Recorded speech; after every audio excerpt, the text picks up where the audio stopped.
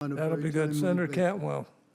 Thank you, Mr. Chairman. Secretary Ross, we've had many conversations about Washington State and trade writ large. I guess I would say this, that we kind of look at trade wars as very 1980s retro policy, because 1 in 4 jobs are related to trade. So whether it's aerospace or agriculture or now seafood that's going to be impacted, when we have trade wars, it impacts the Washington economy in a major way.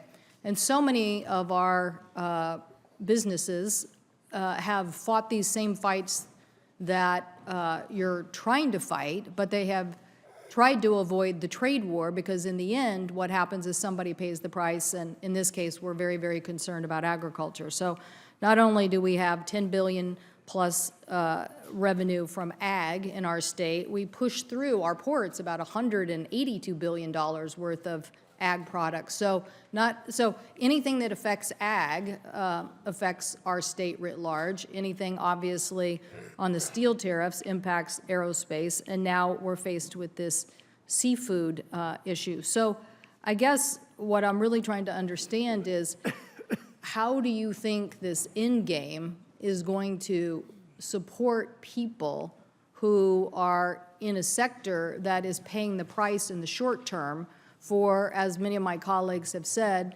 this area of job recovery in one area, but means tremendous risk and failure in other areas if these tariffs continue?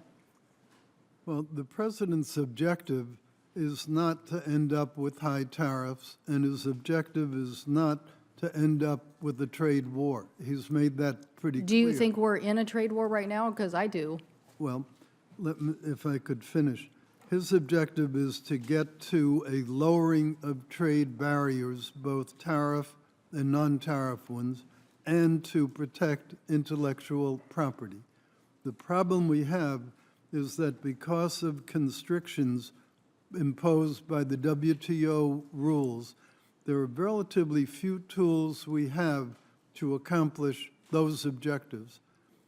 The main tool seems to be one of trying to put pressure on China and on other parties who are doing what we view as untoward practices, because the only way we're going to get them to change and protect another big industry in Washington, namely one very dependent on high tech and very dependent on intellectual property, as well as those are the industries a lot of the future, as well as the industries of the present, is to put pressure on them.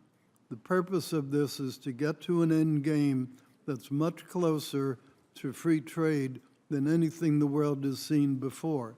The tragic fact is that historically, we are the least protectionist country in the world, and we have the deficits to show for it. It would have been much easier to solve these problems sooner.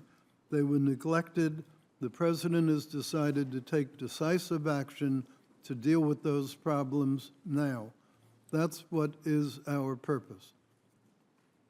Mr. Secretary, so I just want to be clear. Do you think we're at a trade war right now? Because that's where I see us. As the president has often said, we've been at a trade war forever. The difference is that now our troops are coming to the ramparts. No, Mr. Secretary, I want you to hear me. Apples and cherries are getting hurt.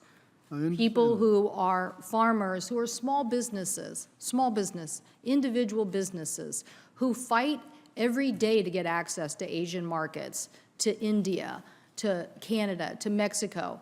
They believe in a trade policy that keeps moving forward. Why? Because they gain access, and there's a growing middle class around the globe. They get that we can grow things and be competitive at growing things, even if they're more value-added products. American agriculture can still win. But what they can't win at is if you push them off a shelf space right now on a huge tariff and they go out of business, they're not coming back. Once you get whatever you think you're going to get later, that person doesn't refinance their company and just come back. They might be out of business forever. So I don't think you're empathetic enough to the plight of agriculture. Now seafood, which again is also on short margin, is going to be in the same spot. And these people might go out of business while you're creating this trade war. So I would just say, Mr. Secretary, trade wars are not good. They're very damaging. And for the state of Washington, they are very damaging. Thank you, Mr. Chairman. Thank you, Senator Whitehouse.